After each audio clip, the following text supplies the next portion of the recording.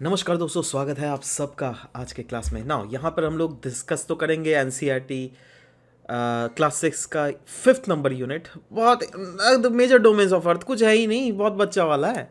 But trust me, ऐसे सवाल आएंगे आ सकते हैं ना यूपीएससी में जो आपको घुमा सकते हैं, राइट।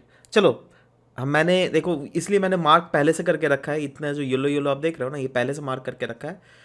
और आप लोग को मैं बताता हूं दैट कैसे टफ टफ क्वेश्चन, इससे क्या क्या टफ क्वेश्चंस पूछे जा सकते हैं। Let's start. Alright, major domains of अर्थ।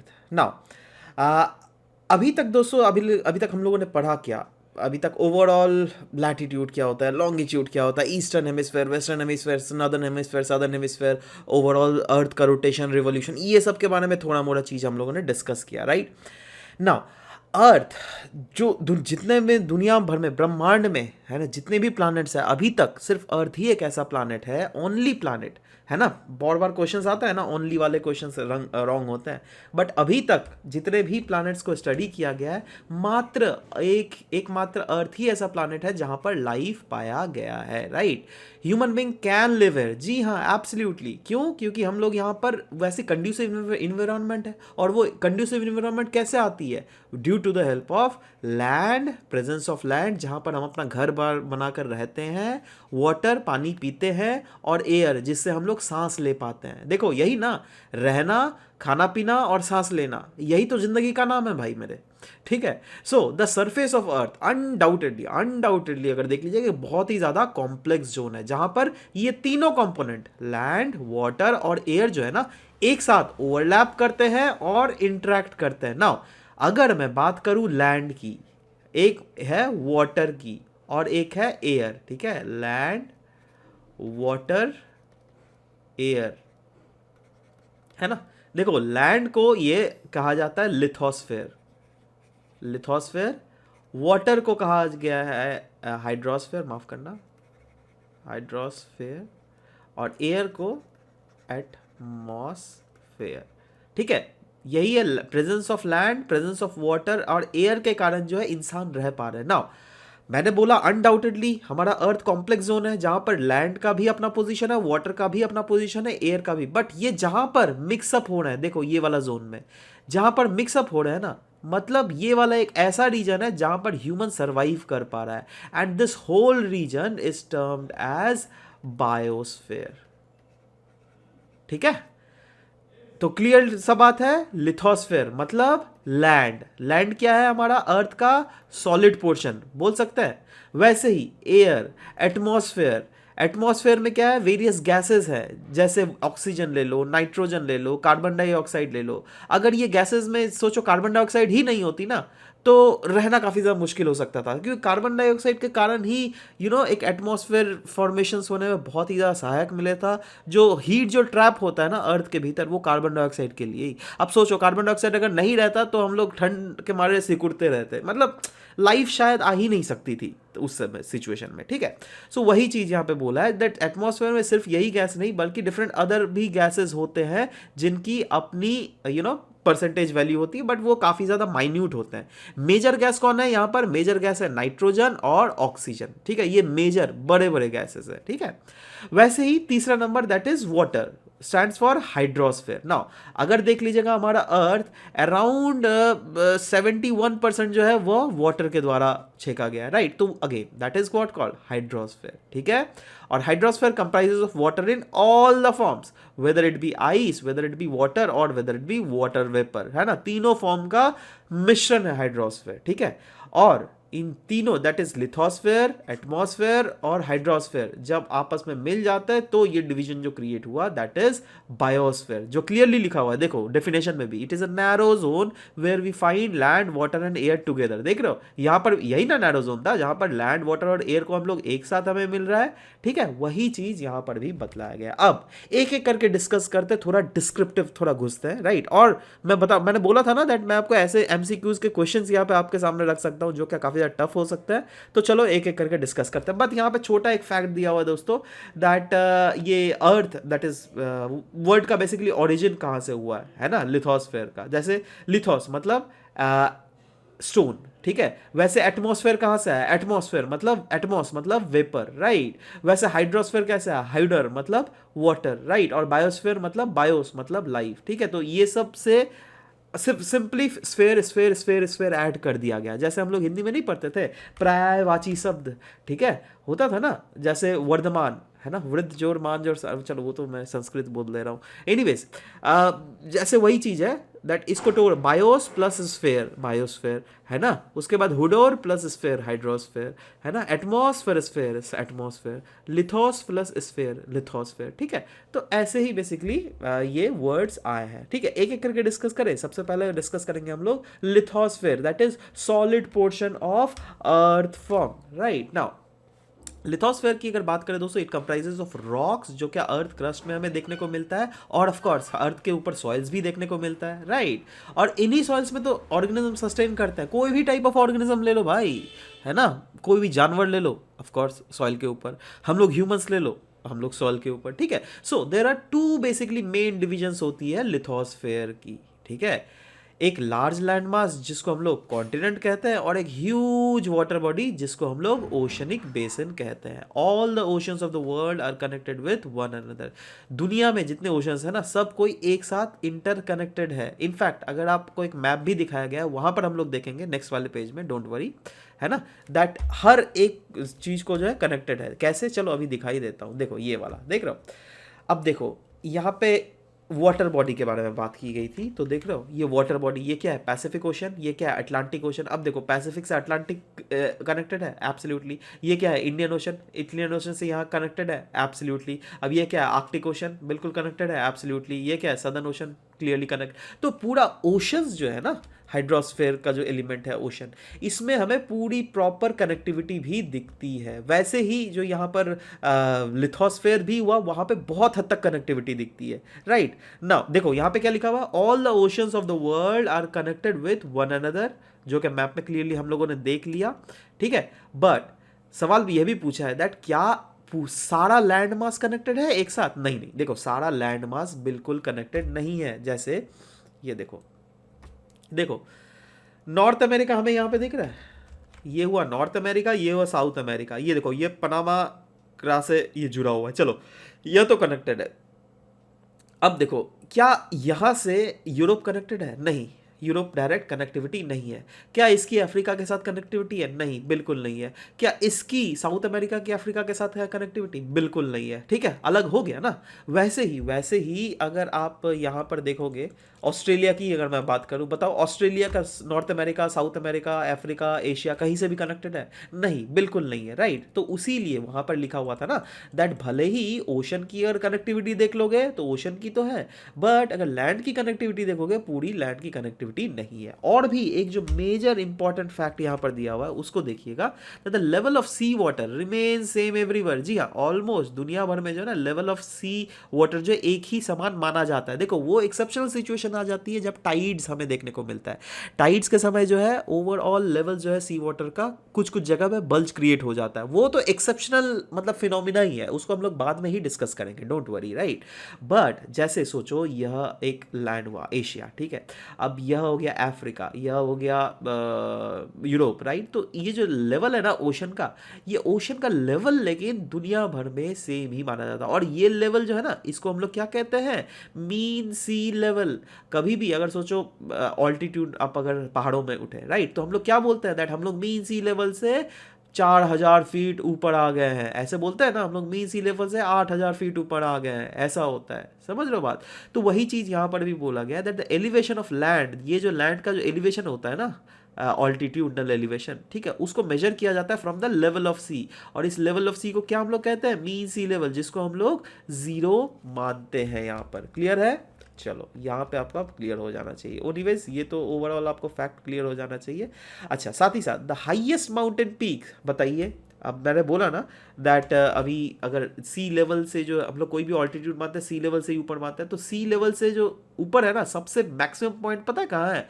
वो उसको है माउंट एवरेस्ट का। और वो हाइट कितना है, 8848 metres above the sea level. In fact the greatest depth, जैसे ये हाइट है ना, देखो हाइट कितना हुआ, 8848 मीटर है ना, वैसे ही ये डेप्थ जो हुआ ना, डेप्थ लेकिन जितना है ना वो, अगर आपको इसको दैट इज माउंट एवरेस्ट को पलट दो, उलाट दो मीन सी लेवल में, उससे भी ज़्यादा डेप्थ एग्जिस्ट कर रहा है। मतलब इसको अगर सोचो, यह माउंट एवरेस्ट है, ठीक है, इसको पुलाट देने से इतना होता है ना 8,000 मीटर, राइट, इससे भी ज़्यादा एक्चुअल डेप्थ एग्जिस्ट कर रहा है। और ये डेप्थ जो एग्जिस्ट करता है, यह करता है मरियाना ट्रेंच में। ये मरियाना ट्रेंच जो है ना दोस्तों, पैसिफिक ओशन में हमें देखने को मिलता है। चलो मैं लोकेशन भी आप लोगों को दिखाते ही चलूँ, दैट पैसिफिक लोकेशन में, पैसिफिक ओशन में मरियाना ट्रेंच बेसिकली हमें दिखता कहाँ है, ये देख रहे हो, ये देखो यहाँ पर हो गया फिलीपींस, राइट, यहाँ पर कहीं ना कहीं मरियाना ट्रेंच है इस जगह में, समझ रहे हो बात, है ना। और अगेन जैसा ट्रेंच हुआ वैसे ही अब हम लोगों ने बात की थी आपका जाकर माउंट एवरेस्ट की। बताओ माउंट एवरेस्ट का है हिमालयाज में, यहाँ पर कहीं ना कहीं माउंट एवरेस्ट है, हिमालयाज का रेंज ये हो गया, ठीक है। वैसे ये हुआ ग्रेट डिवाइडिंग रेंज ऑस्ट्रेलिया के ईस्टर्न पार्ट में, राइट। वैसे ही मेजर अगर डिफरेंट अदर अगर मतलब माउंटेन्स देख लोगे तो यह हो गया Ural mountain. Ural mountain Asia और रशिया को दो भागों में तोड़ता है, राइट। वैसे यहाँ पर हो गया एल्प्स यूरोप में, राइट। अफ्रीका में देखो यहाँ पर हो गया एटलस माउंटेन, नीचे में देखो ड्रैकन्सबर्ग माउंटेन है, ठीक है। तो ये मेजर बेसिकली माउंटेन रेंज। वैसे ही साउथ अमेरिका में अगर माउंटेन्स देख लेंगे ना, यहाँ पर मेजर है एंडीज जिसको कहते हैं, राइट। वैसे ही नॉर्थ अमेरिका में इधर में रॉकीज माउंटेन, इधर अपलाशे माउंटेन, है ना। So basically different mountain ranges भी हम लोगों ने यहाँ पर डिस्कस कर लिया, ठीक है। इसी के साथ ये बेसिक चीज़ तो क्लियर हो गई। चलो अच्छा, साथ ही साथ एक छोटा सा फैक्ट भी यहाँ पे दिया हुआ है, ये है दैट पहला इंसान कौन था माउंट एवरेस्ट को क्लाइम करने वाला, ठीक है। तो एक कोई इंसान नहीं था, दो थे। एक थे एडमंड हिलरी, ये कहाँ से थे, न्यूजीलैंड से, राइट। और दूसरे थे तेंजिंग नोर्गे, ठीक है, ये इंडिया के थे, right. And they were the first man to climb the highest mountain which is called basically Mount Everest, right. वैसे तो अभी तो देख लीजिएगा सब कोई कर रहा है, राइट। बट हाँ, साथ ही साथ यहाँ पर भी लिखा हुआ है पहला वुमेन कौन था, वो जापानीज वुमेन थी जिनका नाम था जुकनो तबेई, ठीक है, जिन्होंने समिट को रीच किया था इन द ईयर 1975।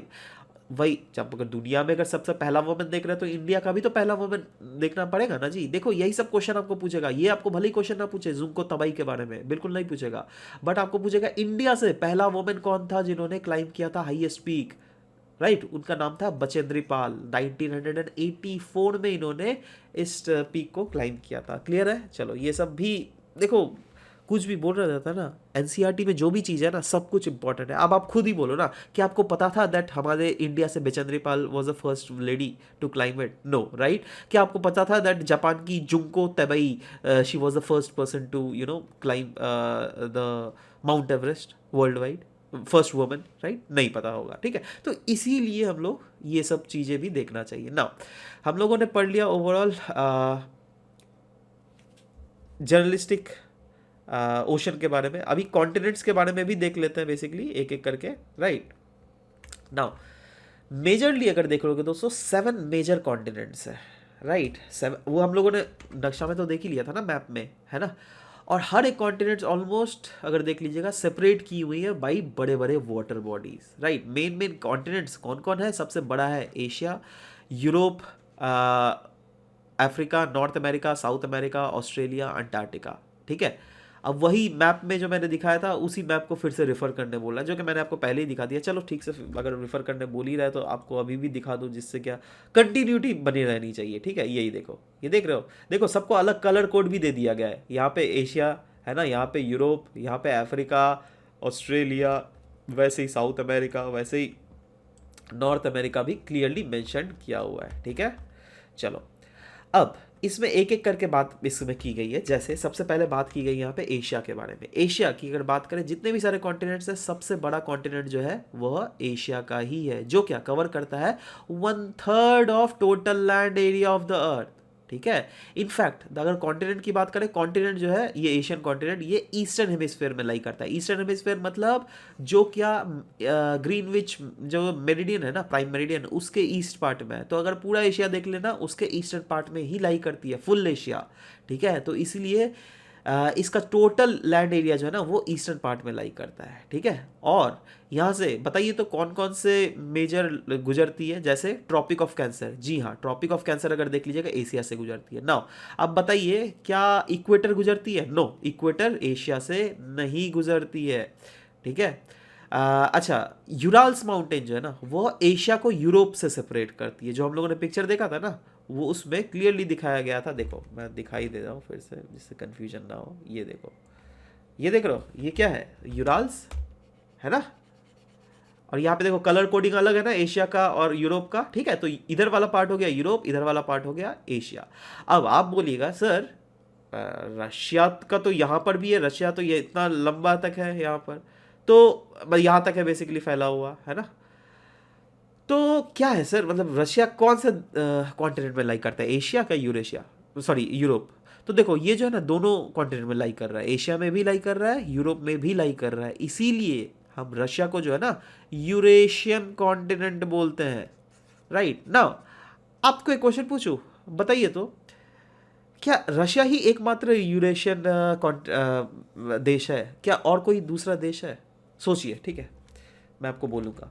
एनीवेज ये तो आप समझ गए दैट हाँ यूराल्स के बारे में हम लोगों ने क्लियरली देख लिया। अब यूरोप, यूरोप की अगर बात करें दोस्तों तो ये बहुत ज़्यादा एशिया से तो बहुत ज़्यादा छोटा है ना। और यूरोप से आर्कटिक सर्कल गुजरती है। अच्छा, यूरोप से अगर आर्कटिक सर्कल गुजरती है तो बताइए क्या एशिया से भी आर्कटिक सर्कल गुजरती है? एब्सोल्युटली।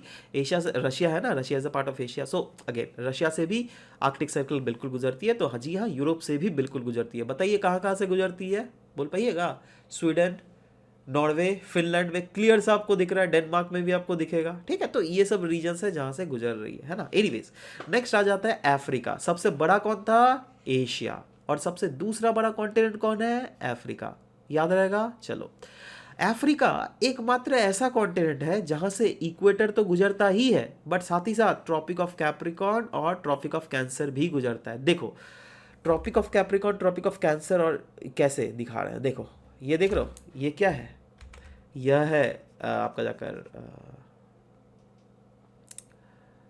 इक्वेटर, ठीक है।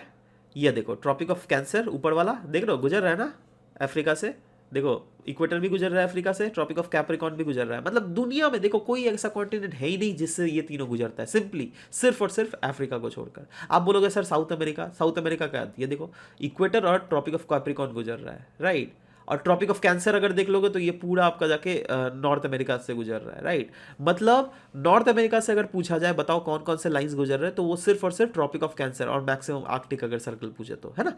तो ये सब चीज़ें जो है दिमाग में रखना है ना। तो चलो आगे बढ़ते हैं अभी।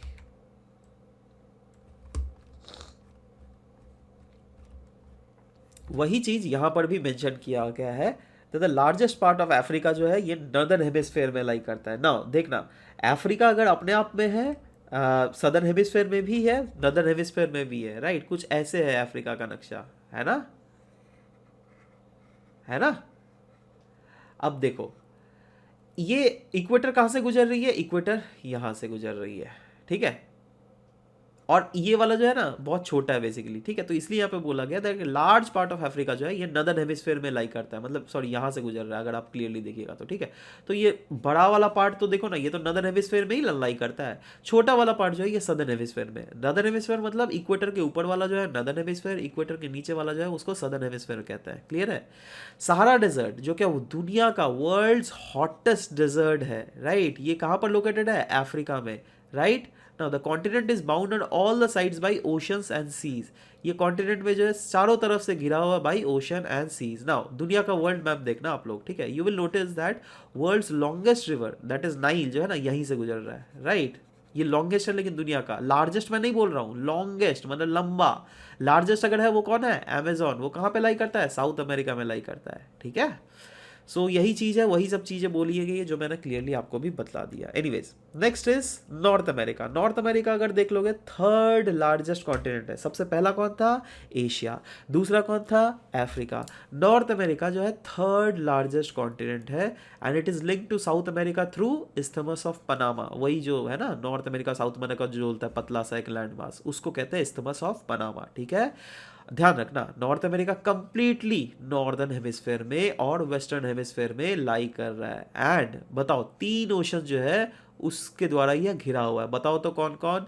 एक है आर्कटिक, एक है अटलांटिक और एक है पैसिफिक। तीनों साइड से जो है हमारा नॉर्थ अमेरिका इनसे घिरा हुआ है। कोई शक यहाँ पर नहीं होना चाहिए। चलो आगे बढ़ते हैं। देखो यही जो मैंने आपको बताया ना, यह वाला हो गया आर्कटिक, यह वाला हो गया आपका अटलांटिक, ये वाला हो गया पैसिफिक। ठीक है। साउथ अमेरिका अगर देखोगे lies mostly in southern hemisphere ज़्यादातर, क्योंकि देखो यहाँ से इक्वेटर जा रहा है 0 डिग्री, तो इक्वेटर के ऊपर वाला नॉर्दर्न हेमिस्फेयर, इक्वेटर के नीचे वाला सदर्न हेमिस्फेयर, तो मोस्टली जो ये कॉन्टिनेंट लाई कहाँ कर रहा है? सदर्न हेमिस्फेयर में यार। क्लियर सा मुझे दिख रहा भी है ना। Which two ocean surround it in east and west? बताइए तो ईस्ट में क्या है? अटलांटिक, वेस्ट में क्या है? पैसिफिक, है ना। Andes the world's longest mountain range. देखो यहाँ से जो है ना, ये वाला जो है एंडीज का रेंज है, जो क्या क्लियरली दिखाया गया। और दुनिया का लार्जेस्ट रिवर, लॉन्गेस्ट यहाँ नहीं बोल रहा हूँ, देखो लॉन्गेस्ट था तो वो नाइल था, वो कहाँ से गुजर रहा था? अफ्रीका से, राइट। बट यहाँ पे अगर लार्जेस्ट बोले वॉल्यूम वाइज तो वो है अमेजॉन। क्लियर है। नेक्स्ट आ जाते हैं दोस्तों ऑस्ट्रेलिया। ऑस्ट्रेलिया की अगर बात करें तो स्मॉलेस्ट कॉन्टिनेंट है, जो कि इंटायरली सदर्न हेमिस्फेयर में ही लाई करता है, क्योंकि इक्वेटर के वो पूरा नीचे ही है, right. It is surrounded on all the sides by oceans and seas and it is called island continent as well. तो ये बेसिक फैक्ट्स है जो कि ध्यान में रखिए, ऐसा कंफ्यूजन कर सकता है। लोग बोलेंगे आइलैंड कॉन्टिनेंट किसको कहते हैं, तो आप लोग क्लिक कर दीजिएगा अरे यार ये तो ग्रीनलैंड होगा, डेनमार्क होगा, ठीक है। सो नहीं, of course Australia is that, right. Anyways next is Antarctica. Antarctica undoubtedly भाई ये ऑस्ट्रेलिया अगर टोटली सदर्न हेमिस्फीयर में होगा तो अंटार्कटिका तो ऑस्ट्रेलिया से भी नीचे में है भाई, तो ये तो पूरा है ही सदर्न हेमिस्फीयर में, ठीक है।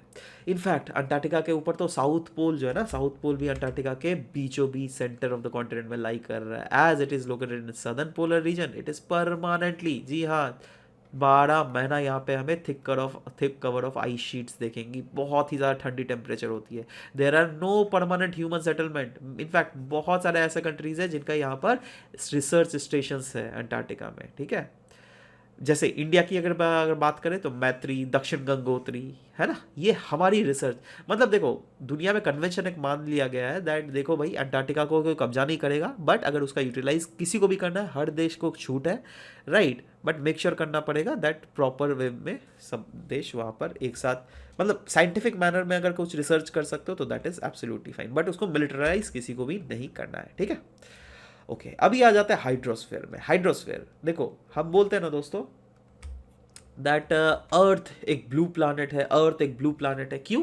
क्योंकि अर्थ में अगर ओवरऑल आप मून में चले जाइए, ठीक है, तो आप मून में अर्थ को जैसे देखिए ना पूरा ब्लू ब्लू दिखेगा, इसीलिए इसको ब्लू प्लानट कहते हैं ना। इतना ब्लू ब्लू दिखता क्यों है भाई? क्योंकि 71% जो है ना अर्थ वो वाटर ही है और 29% ही सिर्फ लैंड एरिया है। और hydrosphere consist of water in all the form. मैंने बोला ना, देखो यहाँ पे oceans form, river, glacier, underground water, water vapour in the atmosphere, है ना, पूरा मिलाकर ओवरऑल इनका प्रोपोर्शन मिलाकर मैं बात कर रहा हूँ, ठीक है। In fact more than 97% of earth का वाटर, जितना भी पानी है, सोचो 100% पानी है, राइट।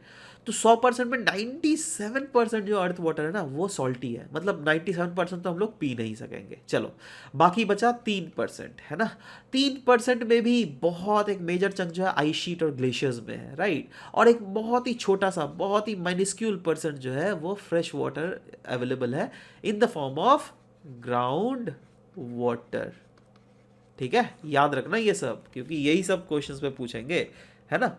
तो ये सब आपको पता होना जाना चाहिए। एनीवेज चलो इन द फॉर्म ऑफ ह्यूमन, चलो ये मैं पूरा डिस्कस कर लेता हूँ, उसके बाद इस वाले पिक्चर को मैं आपको क्लियरली दिखाऊंगा, क्योंकि इस वाले पिक्चर में वेरियस कॉन्टिनेंट्स के जो साइज है, कंपैरेटिव स्टडीज़, वह चीज़ बेसिकली हमारे यहाँ पर दिखाया गया है, ठीक है।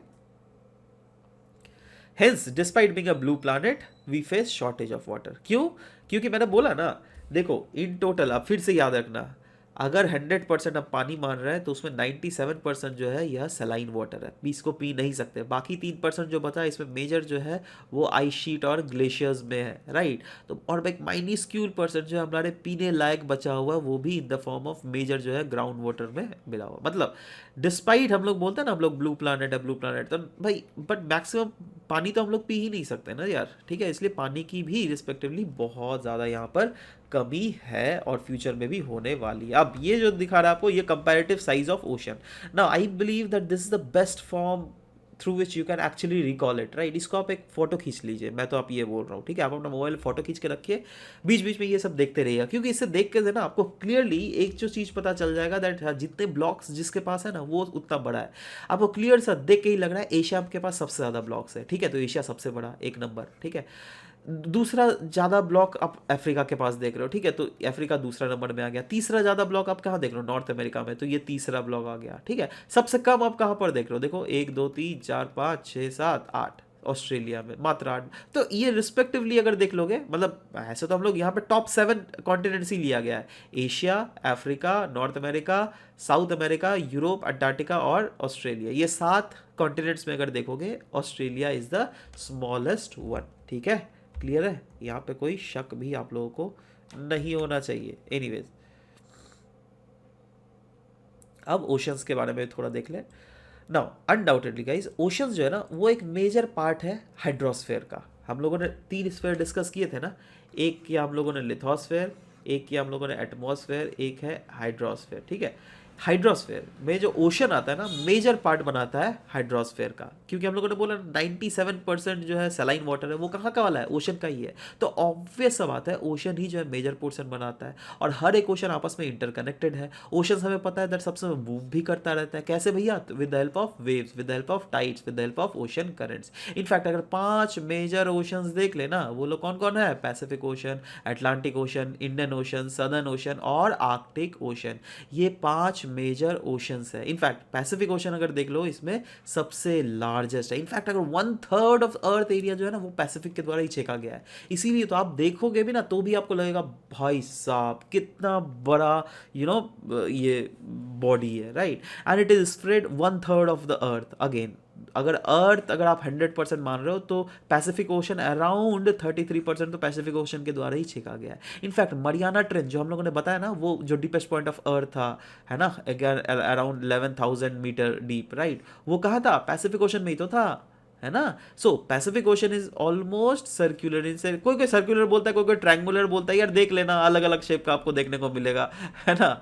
तो एनीवेज ऑलमोस्ट यहाँ पे ऑलमोस्ट सर्कुलर शेप बोला गया, it is not exactly circular in shape though, right. Asia, Australia, North and South America जो है वो कहीं ना कहीं सराउंड करता है पैसिफिक ओशन को, ठीक है। मैप में आप क्लियरली देखकर समझ ही जा रहे होगे, ओके।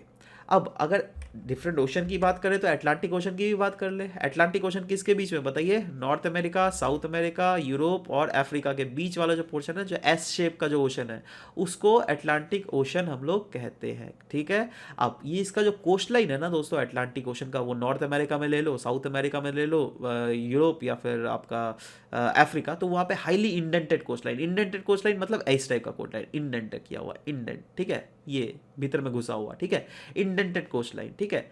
और इसके कारण क्या हो जाता है, यहाँ पे इरेगुलरिटी आ जाती है, इसलिए ऑटोमेटिकली जो है ना ये जगह जो है ये नेचुरल हार्बर्स बन जाता है, ठीक है। और from the point of view of commerce भी अगर देख लीजिएगा, दुनिया में सबसे ज़्यादा बिजिएस्ट ओशंस है यह अटलांटिक ओशन, ठीक है। आ जाता है इंडियन ओशन के बारे में। इंडियन ओशन एकमात्र एक ऐसा दुनिया में ओशन है जो क्या कोई भी देश के ऊपर जिसका नाम रखा गया है, और वो क्या है, इंडिया, ठीक है। The shape of the ocean is almost triangular in shape, जी हाँ। एंड इन द नॉर्थ अगर देख लीजिएगा it is bounded by Asia, in the west ये अफ्रीका के द्वारा बाउंड किया गया है, और ईस्ट में यह ऑस्ट्रेलिया द्वारा बाउंड किया गया है। इनफैक्ट द सदर्न ओशन जो है वो इंसर्कल करता है continent of Antarctica and extend northwards to 60 degree south latitude. ये जो बोला गया है ना दैट द सदर्न ओशन वो इंसर्कल करता है कॉन्टिनेंट ऑफ अंटार्कटिका को पूरा। मतलब ये अंटार्कटिका की अगर बात करें, ठीक है, मैं आपको आप क्लियरली मैप्स में देख सकते हो, ये हुआ आपका अगर मान लो ये इक्वेटर, ठीक है, ये हो गया ट्रॉपिक ऑफ कैंसर, ये होगा ट्रॉपिक ऑफ कैप्रिकॉन, और यह हो गया आपका अंटार्कटिक सर्कल, राइट। तो ये जो है ना बेसिकली यहाँ पे दो ओशंस की बात की गई, एक है आर्कटिक ओशन जो कि नदर में मिलता है, right, around in and around the North Pole, है ना, up till Arctic Circle, and it is connected with Pacific Ocean by a narrow stretch. अच्छा, अगर आर्कटिक ओशन देख लीजिएगा, पैसिफिक के साथ एक नैरो स्ट्रेच से गुजरता है, कहाँ से, बेरिंग स्ट्रेट से, राइट। वैसे ही सदर्न ओशंस के बारे में भी बोला गया था, सदर्न ओशंस जो है वो इंसर्कल करता है अंटार्कटिका को, ये जो कॉन्टिनेंट है ना अंटार्कटिका, सिक्स्थ लार्जेस्ट कॉन्टिनेंट, उसको इंसर्कल करता है, राइट। वैसे ही आर्कटिक ओशन जो है हमारा नॉर्थ पोल को इंसर्कल करता है, और ऑफ कोर्स आर्कटिक ओशन जो है कनेक्टेड है पैसिफिक ओशन से through a strait called Bering Strait, जो कि आपको अगर देख लीजिएगा ओयाशिवो करंट है ना, कोल्ड करंट जो आती है वो कहाँ से आती है, बेरिंग स्ट्रेट से ही आते हुए हमें प्रतीत होगी, ठीक है। तो यह चीज़ आपको क्लियर हो जाना चाहिए। अब आ जाता है तीसरा component, that is atmosphere, right. हम देखो, हम लोगों ने क्या कर दिया, लैंड वाला देख लिया, लिथोस्फेयर, है ना, ओशन, हाइड्रोस्फेयर। अब आ जाता है एटमॉस्फेयर, है ना, अर्थ, पूरा अगर अर्थ ले देख लीजिएगा दोस्तों, ये सराउंड किया जाता है भैया लेयर ऑफ गैस, और इसी गैशियस लेयर को जो हम लोग एटमॉस्फेयर कहते हैं। ये एटमॉस्फेयर जो है ना 1600 किलोमीटर का हाइट है अर्थ के सरफेस, ये अगर अर्थ का सरफेस है यहाँ से 1600 किलोमीटर का हाइट है ओवरऑल एटमॉस्फेयर का। ओवरऑल एटमॉस्फेयर के बारे में बात कर रहा हूँ, जिसमें क्या क्या आएगा, troposphere, stratosphere, mesosphere, thermosphere, exosphere, सब कुछ मिला के मैं बोल रहा हूँ, सिर्फ ट्रोपोस्फेयर का नहीं, क्योंकि ट्रोपोस्फेयर का अगर हाइट देखोगे तो पोलवर्ड साइड में अराउंड 8 से 10 किलोमीटर, और इक्वेटर के ऊपर अगर देखोगे अराउंड 16 किलोमीटर तक हमें देखने को मिलेगा। बट अगर ओवरऑल मैक्सिमम एक्सटेंशन अगर देख लोगे ना आपका एटमॉस्फेयर का, वो लेकिन 16,000 किलोमीटर, ठीक है, क्लियर है ना। एटमॉस्फेयर जो है ये डिवाइड किया गया इनटू 5 लेयर्स दोस्तों। एक है ट्रोपोस्फेयर जो क्या सबसे मतलब जमीन से सटा हुआ वाला, उसके बाद आया स्ट्रेटोस्फेयर, बीच में आ जाता है ट्रोपोपॉज, ठीक है। अच्छा, उसके बाद आ गया मिजोस्फेयर, उसके बाद आ गया थर्मोस्फेयर और एक्सोस्फेयर। एटमॉस्फेयर जो है दोस्तों it is compose mainly of क्या, नाइट्रोजन एंड ऑक्सीजन, जिसमें नाइट्रोजन है वो 78% है, मैंने बोला था ना सबसे मैक्सिमम जो है वो नाइट्रोजन होता है, उसके बाद मैक्सिमम क्या होता है, ऑक्सीजन का। तो ऑक्सीजन की एज सच कमी हमारे दुनिया में हो ही नहीं सकती, राइट। बट अब देखो, नाइट्रोजन और ऑक्सीजन इस दोनों को ही मिला लो ना, तो ये दोनों ही मिलकर 99% ऑफ अर्थ एटमॉस्फेयर कंबाइन करता है ना। सवाल होता है बाकी 1% में क्या है भाई, बहुत सारे गैसेज है, कार्बन डाइऑक्साइड, आर्गन और डिफरेंट छोटे मोटे गैसेस भी है, जो क्या कंबाइनली 1% करते हैं। आप खुद सोचो, हम लोग बोलते हैं ना कार्बन का अगर मात्रा एटमॉस्फेयर में बढ़ गया तो ग्लोबल वार्मिंग हो जाएगा, तो देखो आप खुद सोच के देखो, ठीक है, कार्बन डाइऑक्साइड कितना कम मात्रा में है, उसके बाद अगर हम लोग बोल रहे हैं ग्लोबल वार्मिंग हो जाएगा, तो खुद सोचो अगर एक्चुअली में कार्बन डाइऑक्साइड अगर 1% भी हो गया तो क्या हो जाएगा, तहलका मच जाएगा भाई, ठीक है। Next is oxygen. Oxygen is the breath of life, while nitrogen helps in the growth of living organism.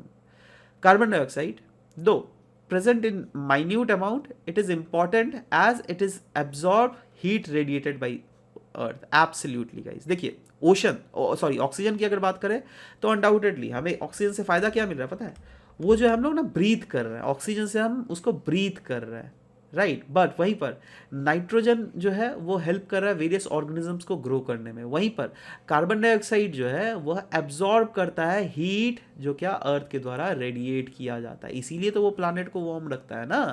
Otherwise आप खुद सोचो ना, कार्बन डाइऑक्साइड अगर रहता ही नहीं तो क्या होता, हम लोग ठंडा से सिकुड़ जाते हैं, है ना, सिकुड़ के मर भी जाते हैं इनफैक्ट अगर कार्बन डाइऑक्साइड अगर नहीं होता तो, है ना। एनीवेज, डेंसिटी ऑफ एटमॉस्फेयर अगर देख लीजिएगा वो हाइट के साथ वेरी करता रहता है, दैट इज अगर मीन सी लेवल में देख लीजिएगा डेंसिटी ज़्यादा रहेगा इस रीजन में, ठीक है।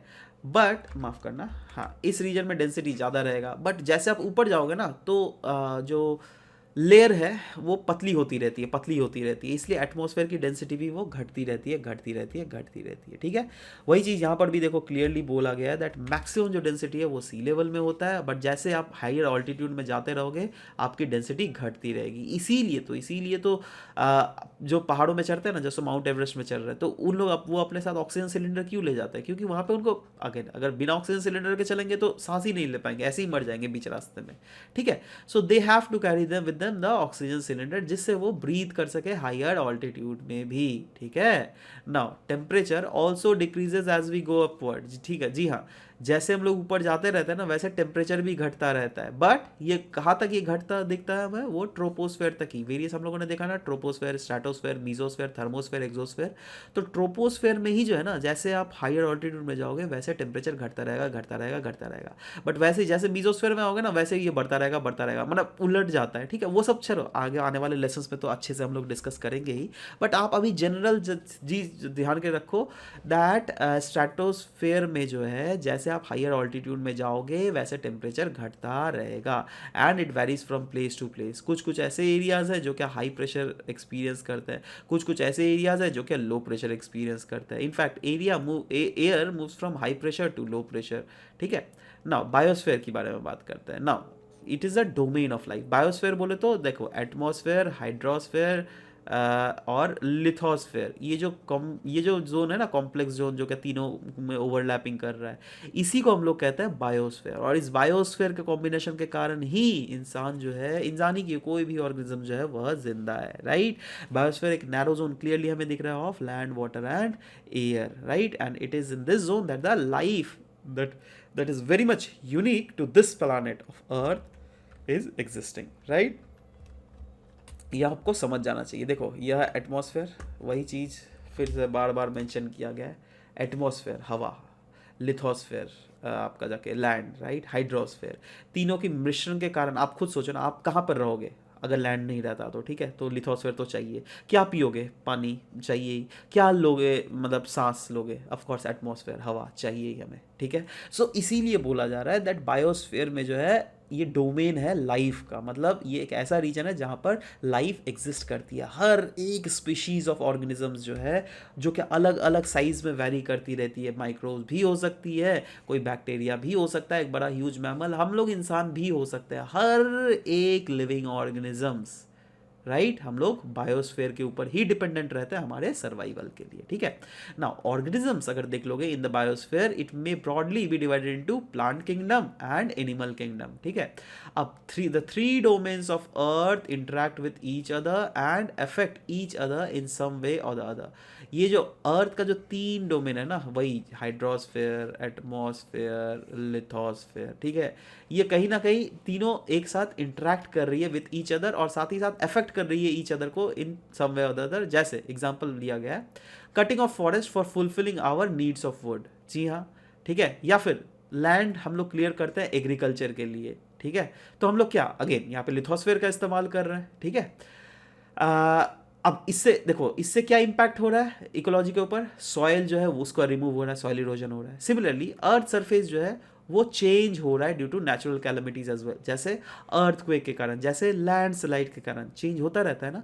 फॉर एग्जाम्पल क्लियरली लिखा भी हुआ है that there could be submergence of land as happened in the case of tsunami in the 2004। अगर देख लीजिएगा बिल्कुल लैंड सबमर्ज कर गई थी, right. In fact disaster of discharge of waste materials भी जो हो जाता है ना, लेक में डिस्चार्ज कर दिया जाता है, रिवर को डिस्चार्ज कर दिया जाता है। इससे क्या हो रहा है, अल्टीमेटली ह्यूमन जो इंसान है ना उसको प्रॉब्लम हो रहा है। क्यों, क्योंकि हम लोग अल्टीमेटली डायरेक्टली या फिर इनडायरेक्टली उस पानी को कहीं ना कहीं कंज्यूम कर रहे हैं, है ना। सोचो ना, कोई लेक में अब मछली है, अब मछली उसको कंज्यूम किया, आपने मछली को कंज्यूम किया, ठीक है, तो क्या हो रहा है, वो बायो मैग्निफिकेशन हो रहा है ना, है ना। सो एमिशंस ऑफ इंडस्ट्रीज के द्वारा भी एमिशंस किए जाते हैं। थर्मल पावर प्लांट ही ले लो, व्हीकल्स ले लो, है ना, कितना एयर को पोल्यूशन करते हैं। कार्बन डाइऑक्साइड जो है ये एक मेजर कॉन्स्टिट्यूएंट है एयर का, बट कहा जा रहा है दैट अगर ये कॉन्स्टिट्यूएंट इंक्रीज होता रहा ना तो ग्लोबल टेम्परेचर भी तगड़े तरीके से इंक्रीज होते रहेगी, and this is termed as global warming. There is thus a need, इसलिए हमारे यहाँ पर बहुत ज़्यादा जरूरी है दैट हम लिमिट लगाए to the use of resources of the earth to maintain the balance of nature between the domains of lithosphere, atmosphere and hydrosphere, जिससे ये जो है ना कल को मुश्किल में ना, मतलब अगर सस्टेनेबल वे से हम लोग इसका इस्तेमाल करेंगे तो कल को इसके ऊपर आँच नहीं आएगी। ठीक है, तो यही चीज़ है ओवरऑल जो क्या बताया गया है यहाँ पे। बायोस्फीयर के बारे में हम लोगों ने प्रॉपरली डिस्कस किया। अब कुछ कुछ क्वेश्चंस में आ जाते हैं, जैसे mountain range that separate Europe from Asia, बताइए। हम लोगों ने क्लियरली डिस्कस किया था, वो क्या था, Ural. Continent of North America is linked to South America by क्या, इस्थमस था ना, पनामा, ठीक है, क्या स्ट्रेट था या कनाल था, नहीं नहीं, isthmus. The major constituent of atmosphere by percentage क्या था? नाइट्रोजन, है ना?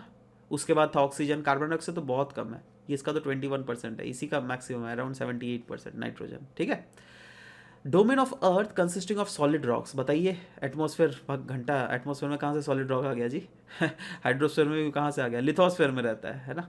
Now what which is largest continent, बताओ। एशिया सबसे लार्जेस्ट कॉन्टिनेंट, देखो सारा आपने बना लिया, देखो इसलिए बता रहा हूँ क्वालिटी स्टडी करो, क्वालिटी स्टडी करोगे कोई भी क्वेश्चन कहीं से भी आ जाएगा, A to Z आप आराम से सॉल्व कर पाओगे, ठीक है। इसलिए have faith over yourself. Anyways, this was all over the discussion that we had for this very session. Will be meeting in next class. Till then, bye bye, take care and thank you for listening to the whole video. Thank you very much, guys.